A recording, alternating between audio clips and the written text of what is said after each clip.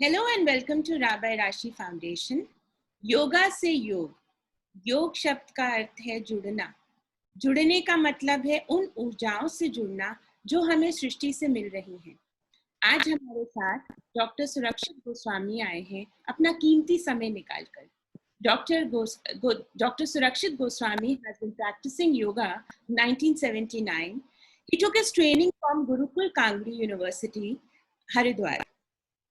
Doctor साहब ने योगाचार्य बोलूंगी मैं, उन्होंने करीब 6 किताबें लिखी हैं और 5000 से ज्यादा वर्कशॉप्स हेल्थ एंड स्पिरिचुअलिटी में उन्होंने कंडक्ट करी हैं। We are very thankful to you doctor Surakshit ji, आप आए और आपने अपना कीमती समय हमें दिया है। अब मैं आपसे पूछूंगी जो आपको हमें हम बहुत उत्तेजित हैं सुनने के लिए कि आपके एक्सपीरियंसेस के बारे में। आप मुझे बताओ, mental fitness and physical fitness के बीच में आप किस पर ज्यादा एम्फसाइज करते हो? Over to you. हमारे शरीर का सबसे छोटा भाग यदि कहें कि सूक्ष्म भाग मन है और मन का सबसे स्थूल भाग तन होता है। तो ये जो मन है ये महत्वपूर्ण है, शरीर उसका प्रकटीकरण है। जैसा जैसा मन में भाव होते हैं, जिस तरह के विचार होते हैं, पॉजिटिव है तो शरीर प्रफुल्लित होने लगता है और यदि नेगेटिव है तो शरीर पर उसका प्रभाव उसी प्रकार से होने लगता है। हम शरीर कितना भी स्वस्थ क्यों ना कर लें, लेकिन यदि मन बीमार है, मन अस्वस्थ है, मन में इरिटेशन है, मन में चिड़चिड़ापन है, क्रोध है, झल्लाहट है, तो उस सुंदर शरीर का कोई फायदा नहीं है। हम जिम जाकर शरीर को बाहर से आकर्षित कर ले कि अपनी बॉडी को बाहर से बहुत ही अच्छा बना लिया, लेकिन हमारा मन सही नहीं है, उसमें प्रेम नहीं है, एकाग्रता नहीं है, तो फिर वो तन बेकार ही है। तन सुंदर हो, लेकिन उसके साथ साथ हमारा मन स्वस्थ होना चाहिए। तो मैं तो ये कहूंगा कि मन बड़ा महत्वपूर्ण है, क्योंकि ये मन ही है। यदि आपका पूरी तरह से आपके है तो आपके शरीर को स्वस्थ करने में लगातार प्रेरित करता रहेगा और थुलथुला शरीर भी आप पूरी तरह से सक्रिय कर लेंगे और बीमार शरीर को भी स्वस्थ कर लेंगे। यदि मन ही खराब हो, गड़बड़ हो, तो शरीर स्वस्थ भी क्यों ना हो, आप मन गड़बड़ के कारण से उस स्वस्थ शरीर को फिर बीमार कर लेंगे। तो महत्वपूर्ण मन होता है, तन उसका प्रकटीकरण होता है। इसलिए मन को ताकत देनी है, बल देना है, मजबूती देनी है। और आज यदि आप देखें, वर्ल्ड वाइड सबसे ज्यादा जो प्रॉब्लम है वो मेंटल फिटनेस की है। शरीर को तो हम किसी न किसी तरह से स्वस्थ कर लेते हैं, लेकिन मन स्वस्थ नहीं कर पाते। इसी कारण से घर घर में झगड़े हैं, इतने डाइवोर्स केस बढ़ रहे हैं, रोड रेज की समस्याएं हो रही हैं, छोटे छोटे बच्चों में क्रोध है, क्योंकि मन खराब है। तो ये मन छोटे बचपन से लेकर बुढ़ापे तक हमारे साथ है। यदि हमने इसका ध्यान नहीं दिया, इसका रख रखाव नहीं किया, तो ये पूरी तरह से हमको बिखेर देगा। जो भी है उससे हमें दूर कर देगा। ये संबंधों को भी बिखेरता है, ये स्वास्थ्य को भी बिखेरता है, ये समाज में हमारे जो जिम्मेदारियां हैं उसके प्रति भी लापरवाह हो जाता है। या यूं कहें, यदि मन स्वस्थ नहीं है तो व्यक्ति का व्यक्तित्व पूरी तरह से बिखर जाता है। तन स्वस्थ हो उससे बात नहीं बनती, मन स्वस्थ तो महत्वपूर्ण है और स्वस्थ मन स्वस्थ तन की ओर हमें ले ही जाएगा। तो मैं तो यही कहूंगा कि अपने तन को संवारो, साथ साथ अपने मन को संवारो, अपने मन को संवारो, साथ साथ अपने तन को संवारो, और मन को संवारने पे थोड़ा ध्यान ज्यादा दो, क्योंकि यदि मन संवर गया तो थोड़ा बहुता व्यायाम भी, थोड़ा बहुता खाना भी आपके शरीर को चार चांद लगा देगा। यदि मन नहीं संवरा तो अच्छा भोजन, अच्छा व्यायाम, सब कुछ अच्छा होते हुए भी तन के लिए आपका शरीर स्वस्थ नहीं हो पाएगा। क्योंकि 60 to 70% बीमारियां जो तन में होती हैं, असलियत में वो मन में होती है। तन तो उसका प्रकटीकरण होता है। हम तन का इलाज कर लेते हैं, मन का नहीं करते। यदि मन को ध्यान दिया तो तन की बीमारियों को तो हम ठीक कर ही लेंगे।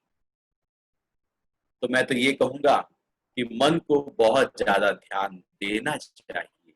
उम्र का पड़ाव कोई भी हो, लेकिन हमारा मन हमारा मित्र बनकर हमारे साथ होना चाहिए।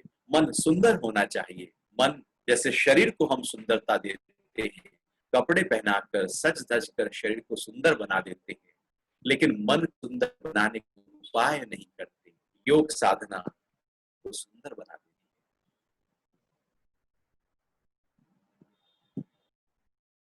बहुत अच्छा आपने बताया कि अगर हमारा मन स्वस्थ है तो हमारा शरीर भी स्वस्थ है। पर जैसे हम योगा में प्रैक्टिस करते हैं और आप जैसे हमें जो आसन बताते हैं, क्या सारे योगा के आसन हमारे मन को स्वस्थ कर सकते हैं? है। योग का हर आसन मन को स्वस्थ करने में निरंतर प्रयासरत रहता है। योग के आसन और व्यायाम में यही अंतर है। योग के आसन हो, योग के प्राणायाम हो, योग की ध्यान की क्रियाएं हो, योग का हर अभ्यास शरीर को स्वस्थ करता हुआ, इंद्रियों को साधता हुआ, मन को बेहतर से बेहतर स्वस्थ करता हुआ, बुद्धि को बुद्धि योग देता हुआ, अहंकार में प्रेम भरता हुआ हमें हमारे स्वरूप से जोड़ देता है। तो योग का आसन केवल उस शरीर तक काम नहीं करता, बल्कि वो तो हमारे मन और हमारे स्वरूप तक हमें पहुंचाने में पूरी तरह से कारगर साबित होता है, लाभप्रद होता है। बस जरूरत है कि उस आसन को केवल हम शरीर तक सीमित ना समझें। वो आसन बहुत ऊंचाइयों तक ले जा सकता है। ये हमारे ऊपर है कि उस आसन को हमने किस तरह से लेकर किया है।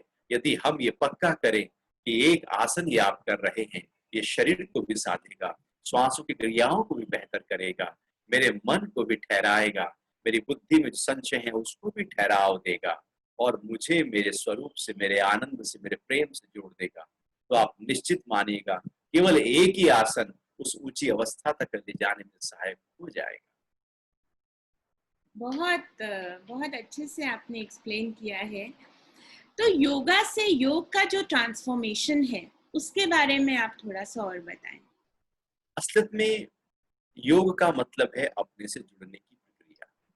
जो मैं हूं, जो मेरा वास्तविक स्वरूप है, क्योंकि एक प्रश्न हमेशा से रहा मानव का कि मैं कौन हूं। उसका आंसर है कि मैं एक शुद्ध बुद्ध चैतन्य आत्म तत्व। योग का मतलब है उसी आत्म तत्व तक पहुंचाने की प्रक्रिया। योग है ही इसलिए कि अपने स्वरूप को योग के माध्यम से जाना जाए, कि अपनी चित्त की वृत्तियों को शांत करके उसके पीछे बैठा जो दृष्टा है उसका अनुभव किया जाए, इसलिए योग है। लेकिन हमने उस योग को केवल स्थूल स्तर पर काम करना शुरू कर दिया। हमने कहा कि हम शरीर को स्वस्थ करेंगे, शरीर को फिट करेंगे, बीमारियों को दूर करेंगे, तो हम उसके केवल स्थूल पक्ष पर आ गए। अर्थात योग जो था, योग से योगा की तरफ आ गए, क्योंकि योग से हमारा कोई लेना देना नहीं था। हमें अपने स्वरूप का अनुभव नहीं करना है, बल्कि हमें तो केवल अपने शरीर के बाह्य आकर्षण को पूरी तरह से स्वस्थ करना है, बीमारियों को ठीक करना है। तो इसलिए जब हमने योग का प्रयोग करना शुरू किया तो उसके जो आसन थे, उसके जो वो प्राणायाम के अभ्यास जिससे शरीर स्वस्थ रह सकता है, केवल उसको अपनाना शुरू किया। अर्थात केवल एक बाह्य पक्ष योग का पकड़ लिया तो उसको हमने योगा कहना शुरू कर दिया। या यूं कहें, योग जब पाश्चात्य में गया तो उन्होंने केवल उसका फिजिकल पक्ष को पकड़ा कि किस तरह से हमारा शरीर आकर्षक हो सकता है, किस तरह से दूसरा लिंग हमारी तरफ आकर्षित हो सकता है। ये योग के अभ्यास आपके शरीर को अट्रैक्शन पैदा करेंगे। तो योग जब बाहर गया तो योगा हो गया, कृष्ण बाहर गए तो कृष्णा हो गया, राम बाहर गए तो रामा हो गया। तो पूरी तरह से योग का जो वास्तविक व्याकरण है, जो शब्द की उत्पत्ति है, वो ही गड़बड़ा दी गई। तो इसलिए उसका अर्थ का अनर्थ हो गया।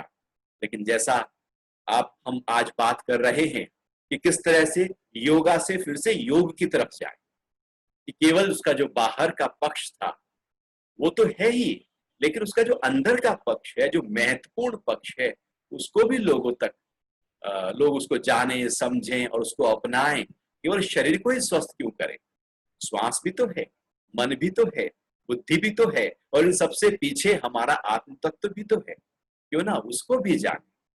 तो इसलिए योगा से जब हम योग की तरफ जाते हैं तो हमें अंदर रहने वाला जो आनंद है, जो शांति है, जिसकी तलाश हर व्यक्ति कर रहा है। सब कुछ होते हुए भी, धन भी है, पद भी है, घर भी है, बाहर सब ऐशो आराम के सुख साधन हैं, लेकिन अंदर रहने वाला जो सुकून है, जो अक्षय सुख है, जो हमेशा साथ रहकर मेरे चेहरे को खिला दे, मेरे मन को प्रफुल्लित कर दे, वो सुकून हमारे पास नहीं है। तो योग के माध्यम से वही सुकून आता है, वही आराम आता है। फिर बाहर पद हो, धन हो, बाहर कुछ हो या ना हो, बाहर परिस्थितियां कितनी भी क्यों ना बिखर गई हो, लेकिन यदि योग जीवन में घट गया तो हम सम हो जाएंगे। विपरीत परिस्थितियां भी हमारा कुछ बिगाड़ नहीं पाएंगी। समस्याएं यदि आएंगी भी तो समाधान पहले से ही हमारे अंदर प्रकट होगा। तो योग परम समाधान की अवस्था है, योग एक प्रकाश की अवस्था है, और ये जो संसार है ये अंधकार की तरह है। जब योग जीवन में घटता है तो पूरी तरह से चारों तरफ प्रकाश ही प्रकाश होने लगता है, या यूं कहें कि जीवन जीने का सही सलीका और तरीका आ जाता है, या यूं कहें कि जीवन की जीवंतता का अनुभव योग से ही हो सकता है। हमें जीवन तो मिल गया, शरीर मिल गया, इंद्रियां मिल गई, मन मिला, बुद्धि मिली, अहंकार मिला, सब दिया है परमात्मा ने, लेकिन इसका प्रयोग करना हमने नहीं सीखा और हम अपने हिसाब से इसका प्रयोग करने लगे। इसलिए इंद्रियां बिखर गई, शरीर बिखर गया, मन बिखर गया। प्रयोग करना कैसे था वो नहीं पता। योग के अभ्यास, इंद्रियों का प्रयोग करना कैसे है, मन का प्रयोग करना कैसे है, बुद्धि को बुद्धि योग देना कैसे है, अहम भाव में प्रेम का संचार करना कैसे है, वो सिखा देता है। या यूं कहें कि पूरे व्यक्तित्व को सही प्रकार से दिशा देने में योग हमारी मदद करता है। और जब पूरे के पूरे व्यक्तित्व को सही दिशा मिलती है तो हमारा जो लक्ष्य है कि जी जाना है पल पल को, कि पल पल में ही तो जीवन बह रहा है, और योग का मतलब यही है कि पल पल में बहते हुए उस आत्म तत्व का अनुभव कर लेना। तो योगा से योग की तरफ जब हम जाते हैं तो आप पाते हैं कि वास्तविकता में मेरे भीतर सारे रस हैं, आनंद का खजाना मेरे भीतर हिलोरे ले रहा है। वो शांति, वो प्रसन्नता जो हम बाहर कहीं तलाश रहे थे, बाहर शायद कहीं धन में तलाश रहे थे, पद में तलाश रहे थे, परिवार में तलाश रहे थे, समाज में तलाश रहे थे, किसी देश में तलाश रहे थे, हमारी तलाश केवल बाहर है। योग है कि अंदर डुबकी लगाना। तो जो तलाश बाहर रहे हो वो बाहर नहीं मिलेगा, भला रेत से सरसों का तेल थोड़ी निकलता है। तो योग हमें अपने आप से जोड़ देता है, एक आनंद का संचार करता है। और यदि जितना हम आज योगा कर रहे हैं घर घर में, इतना यदि योग करना शुरू कर दें तो पूरी तरह से आमूल चूल परिवर्तन पूरी मानव जाति के लिए आ जाएगा। वर्ल्ड वाइड योगा हो रहा है, लेकिन यदि वर्ल्ड वाइड योग होना शुरू हो जाए तो पूरी तरह से मन के रोग मिट जाएंगे। मन में एक शांति, एक प्रसन्नता का संचार, सबके चेहरे पर एक प्रसन्नता होगी। आज हमारे चेहरे पर प्रसन्नता केवल तब आती है जब कोई फोटो खिंचवाना होता है, बाकी तो हमारा चेहरा लंबा होता है, गोल तो तब होता है। तो योग हमेशा रहने वाली प्रसन्नता से हमारा परिचय करा देता है। तो जीवन में योगा नहीं, योग चाहिए जो हमारे जीवन के रहस्य को खोल पाए, जीवन की जीवंतता का अनुभव लगातार मेरे से करा पाए। और यदि योग घट गया तो जन्म और मृत्यु से हम ऊपर उठ जाते हैं, अपने स्वरूप में आ जाते हैं। और यही, चाहे इसको कैवल्य कहें, मुक्ति कहें, विदेह मुक्ति कहें, जीवन मुक्ति कहें, या इस जीवन का सबसे परम लक्ष्य कहें, वो योग के माध्यम से ही प्राप्त होता है। और गीता के 18 अध्याय हैं, हर अध्याय का नाम किसी ना किसी योग पर है। हर अध्याय में लास्ट में अर्जुन विषाद योग, कर्म संन्यास योग, हर 18 अध्याय में योग ही है। अर्थात हर अध्याय हमें योग की तरफ लेकर जा रहा है। हमारे सारे उपनिषद, सारा वेदांत, सारा वैदिक शास्त्र सब योग की तरफ लेके जा रहा है। हम ही योग से योगा की तरफ चले गए। अब समय आ गया है योगा से फिर से योग की तरफ जाए। वेरी ब्यूटिफुली एक्सप्लेन सुरक्षित जी। आप मुझे बताओ, ये पावर योगा और योगा सेम चीज है? पावर योगा ऐसे समझे कि योग तो एक है, लेकिन जैसे सरसों का तेल तो एक है बाजार में, अब सब अपना ठप्पा लगा लगा के बेचते रहते हैं। तो आप कहो कि ये जो ठप्पा लगा हुआ है, इसमें और दूसरे तेल में क्या अंतर है? जब किसी चीज को व्यापारीकरण करना होता है तो अपना ठप्पा दिया जाता है, और बिना ठप्पे के उसका व्यापारीकरण नहीं होता। तो आज योग इतने नाम से प्रचलित है, हर व्यक्ति ने अपना एक नया योगा, चाहे वो वाइन योगा हो, चाहे वो न जाने कितने योगा हैं, आप सोच भी नहीं सकते। हर तरह के योगा अर्थात व्यक्ति ने उसका व्यापारीकरण किया और कहा कि ये मेरा इजाद है। उसका इजाद कैसे हो सकता है? तो जो वास्तविक योग है, हमें उसकी तरफ आना है। जहां ठप्पा देखो वहां से बच जाना, क्योंकि यहाँ पर कुछ आर्टिफिशियल है, कुछ गड़बड़ है, कुछ दाल में काला है, यहाँ कुछ अपना मिलाया गया है, जो ऋषियों का है उससे हटाया गया है। नहीं तो वहां पर अपने अहंकार की जरूरत नहीं। तो पावर योगा भी एक ऐसा ही योगा है जहां पर किसी व्यक्ति विशेष ने कहा कि ये पावर योगा नाम दे दिया। पावर योगा में बेसिकली योग के वही अभ्यास बहुत तेजी से किए जाते हैं, बहुत तेजी से और बार बार किए जाते हैं, जिससे शरीर में पसीना आए और लगे कि पावर है शरीर। तो पावर योगा बेसिकली फैट को लूज करने के लिए प्रयोग में लाया गया, अपने फिटनेस को बढ़ाने के लिए लाया गया, या यूं कहें कि योग का जो इतना समग्र है समुद्र की तरह, उसमें से एक बूंद निकालकर और उस बूंद पे भी अपना नाम रखकर मार्केट में डाला गया। तो योग की तरफ जाना है, बाकी तो सब खेल है। वो आया है चला जाएगा, ये टिकेगा नहीं ज्यादा लंबे समय तक। योग तो हजारों सालों से टिका आ रहा है। ये पावर योगा ये अभी इजाद हुआ था, अभी कुछ समय बाद चला जाएगा, कुछ और आ जाएगा। जिसका ज्यादा पब्लिसिटी हो जाती है वो इस्टेब्लिश हो जाता है। सारा खेल पब्लिसिटी का है, तो योग पब्लिसिटी में नहीं फंसता। Very well explained. तो जैसे ये वर्क फ्रॉम होम एकदम से आ गया, ये कोरोना वायरस आया, तो ऐसा हमने ऑब्जर्व किया, हमारे फाउंडेशन ने भी, जो हमारे मेंबर्स हैं, कि आलस्य बहुत बढ़ गया है सब में। आप आलस्य को दूर करने की थोड़ी सी क्विक टेक्निक्स बताइए, जो हम घर पे बैठकर योगा के आसन है, पर जैसे जो दिमाग में एक आलस्य बन जाता है, उसके बारे में आप बताइए प्लीज। सुबह को जब सो के उठो ना, आप तुम बेड को उल्टा कर दो। लेटने के लिए कोई जगह ही ना बचे। मन बड़ा आलसी है, मौका मिलते ही इसको पूरी तरह से शरीर को बिखेरना चाहता है। ये मन चाहता ही नहीं कि ये शरीर स्वस्थ रहे। ये मन वो सब काम करता है जिससे शरीर थुलथुला हो, बिखरे। वो सब खाना खाना चाहेगा जिससे शरीर का स्वास्थ्य बिखर जाए। हमारा पोस्चर गड़बड़ा जाता है, ना हम सीधे बैठते हैं। सब कुछ सुबह से लेकर रात तक, जैसे पहले हम संडे मनाते थे बिल्कुल बिखरा हुआ, कोई शेड्यूल नहीं, कोई तरीका नहीं, वैसे ही आज हम पूरी तरह से सातों दिन ऐसे ही कर रहे हैं।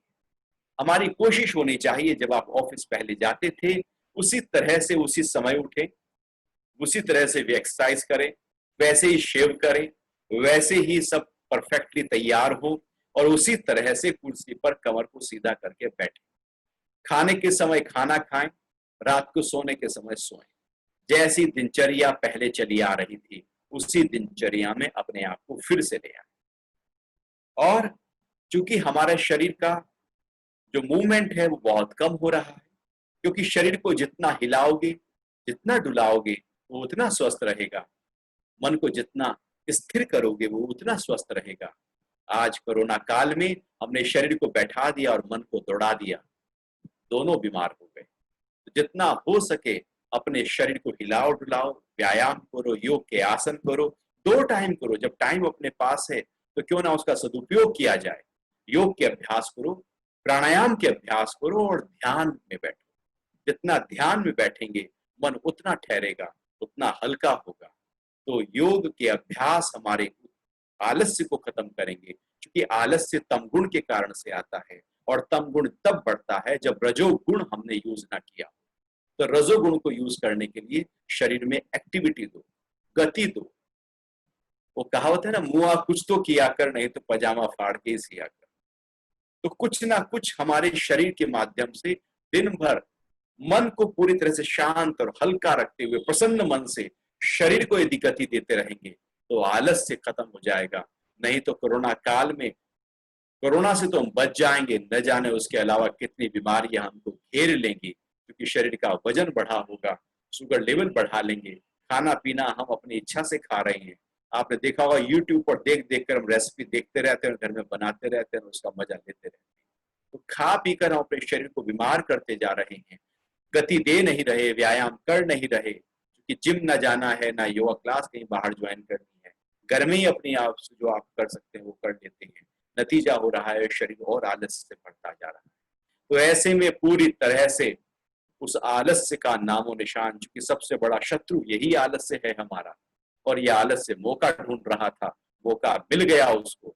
अब वो पूरी तरह से जीवन भर का आलस्य पूरा कर लेगा, लेकिन साथ साथ बीमारियां भी पूरी बढ़ा देगा। आलस्य को पूरी तरह से मारना होगा, भगाना होगा, इसके पीछे पड़ना होगा। जब मन कहे कि कमर को घुमा के बैठ जाओ, झुका कर बैठ जाओ, तभी सीधे हो जाना। जब मन कहे ज्यादा खा लूं, तभी थोड़ा भूख से कम खाना। जब मन कहे थोड़ा ज्यादा सो लें, तभी सोने का सही समय 7 से 8 घंटे ही रखना, उससे ज्यादा न करना।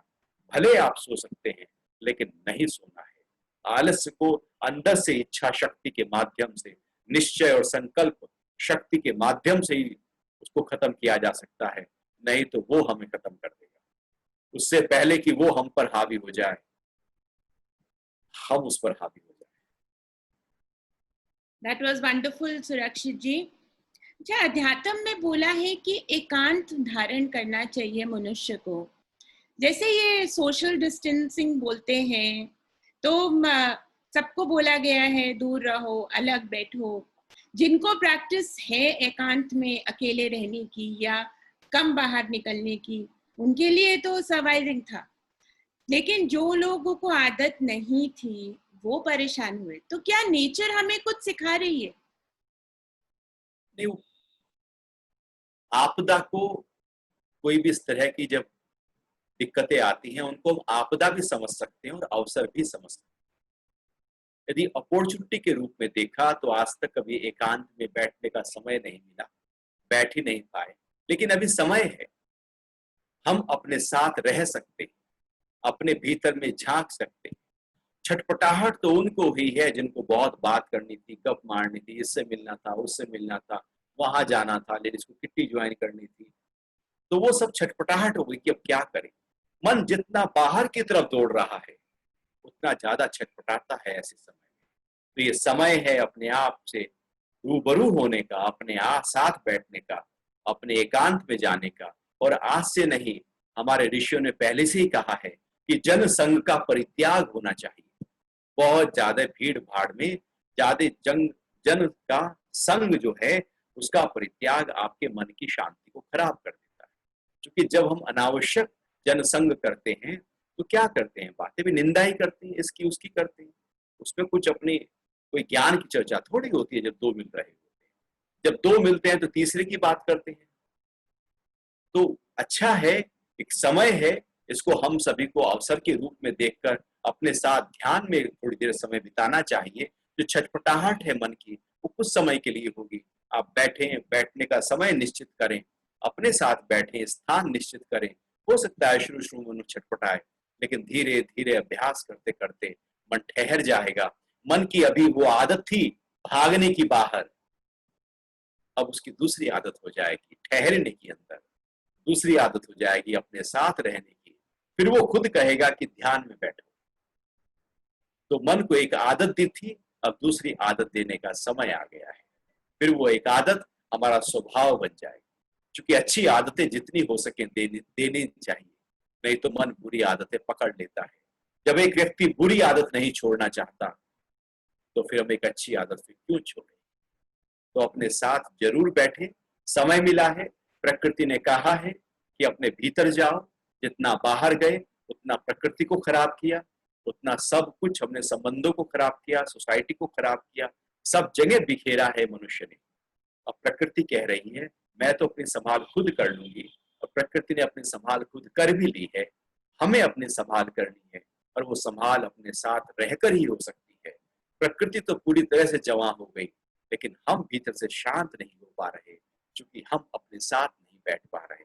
और जो अपने साथ बैठने के आदी थे, उनके लिए तो ये सुनहरा अवसर हो गया, और जो आदी नहीं है, उनके लिए भी ये सुनहरा अवसर है, यदि वो अपने साथ बैठना शुरू करें।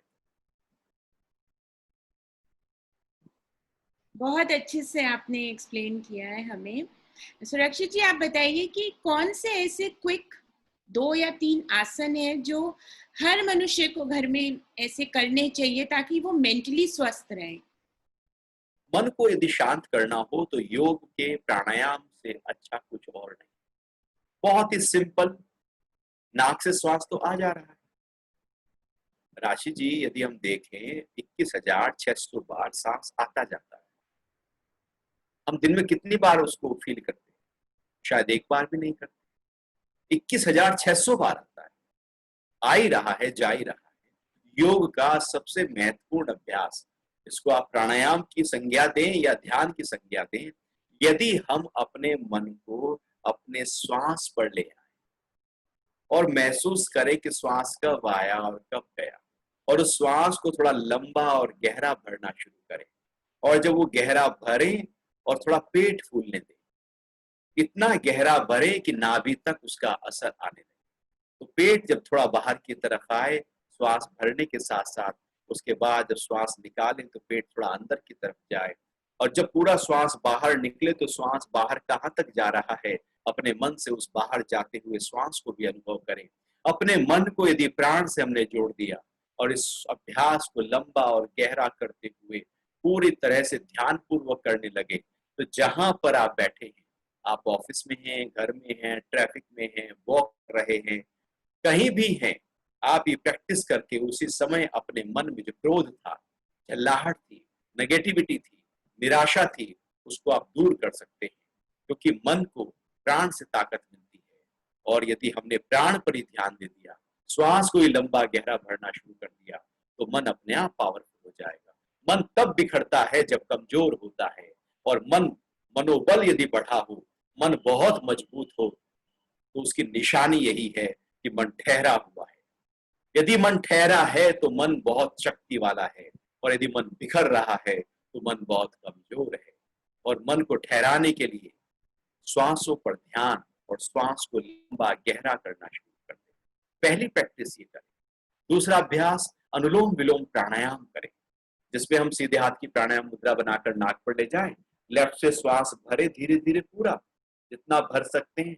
यहाँ पर आवाज नहीं करनी, लेफ्ट को बंद करके राइट से निकाल दें, पूरा राइट से श्वास निकालने के बाद में फिर राइट से ही श्वास भर लें, पूरा भर लें, और उसके बाद लेफ्ट से निकाल दें। तो इस प्रकार से ये एक चक्र प्राणायाम हो जाएगा। श्वास भरने और निकालने की आवाज नहीं होगी, श्वास लंबा और गहरा भरा जाएगा। आंखें बंद और ध्यान को पूरी तरह से श्वास पर लगाए रखेंगे और महसूस करते रहेंगे श्वास के आने और जाने को। श्वास इतना धीमे होगा कि श्वास की आवाज हमारे ही कानों तक नहीं पड़नी चाहिए। और ये अभ्यास लगातार, जैसे लेफ्ट से स्टार्ट करके लेफ्ट पे एंड करते हैं, तो एक चक्र अनुलोम विलोम कहलाता है। ऐसे 11 चक्र या 21 चक्र, जितनी देर 5 मिनट 7 मिनट लगातार बैठकर यदि आप कर पाए, तो केवल ये अकेला अभ्यास हमारे मन को साध देगा। मन के सारे रोग, मस्तिष्क के सारे विकार, हृदय रोग हो या फेफड़ों के रोग, केवल जो साइकोसोमैटिक डिजीज हैं, जो नर्वस सिस्टम के रोग हैं, वो केवल अनुलोम विलोम के माध्यम से, या निद्रा की शिकायत है, अनुलोम विलोम के माध्यम से ठीक होने लगेगी। तो इसका अभ्यास सुबह के समय खाली पेट करें, शाम के समय भी आप कर सकते हैं, खाना खाने से 3-4 घंटे बाद, लंच के बाद, डिनर से पहले यदि 5-7-10 मिनट बैठकर इसका अभ्यास करें, तो मन और ठहर जाएगा। और इसके बाद यदि भ्रामरी प्राणायाम और जोड़ दें, तो मन और ज्यादा अच्छी तरह से शांत होने लगेगा। भ्रामरी प्राणायाम में सांस पूरा भरते हैं, और जब श्वास निकालते हैं तो भंवरे जैसी गूंज करते हैं। बाहर की आवाज हमारे कानों में ना जाए, अंगूठों से कान बंद करते हैं, एक उंगली आंख पर रखते हैं, बीच की उंगली नाक पर, रिंग फिंगर को होठ के ऊपर और छोटी उंगली को होठ के नीचे, इस प्रकार से रखकर सांस पूरा भर लेते हैं, और निकालते हुए भंवरे जैसी गूंज।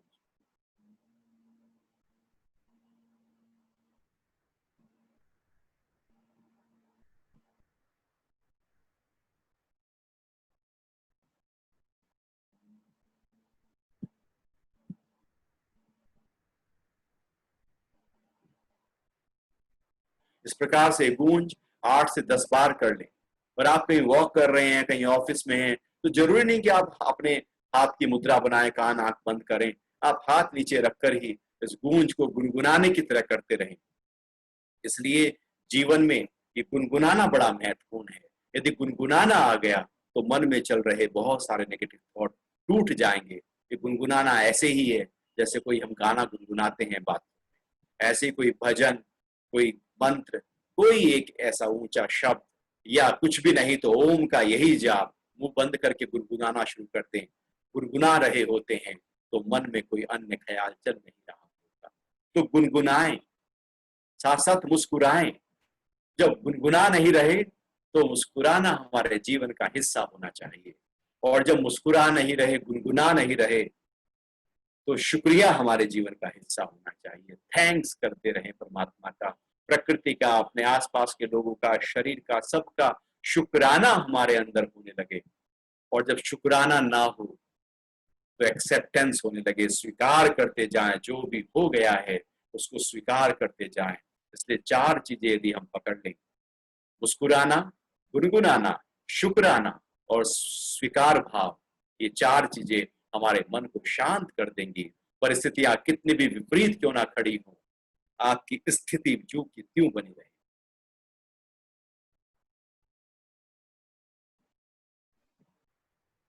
आज आई एम श्योर हमारे फाउंडेशन के मेंबर्स इंक्लूडिंग माई सेल्फ, हम बहुत ही थैंक्स है आपका सुरक्षित जी कि आपने हमें बहुत ही अच्छे से, बहुत सिंपल वे में बहुत कुछ आपने हमें एक्सप्लेन किया हमारे मन को शांत करने के लिए, और मन को कैसे संयम में रखना है इसके लिए जो आपने हमें आसन भी बताए हैं। ये गुनगुनाने वाला आसन तो बहुत ही अमेजिंग था, बिकॉज दिस इज समथिंग जो हम हमेशा कर सकते हैं।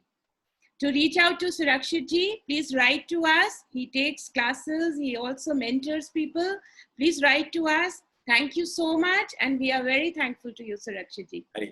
Thank you so much.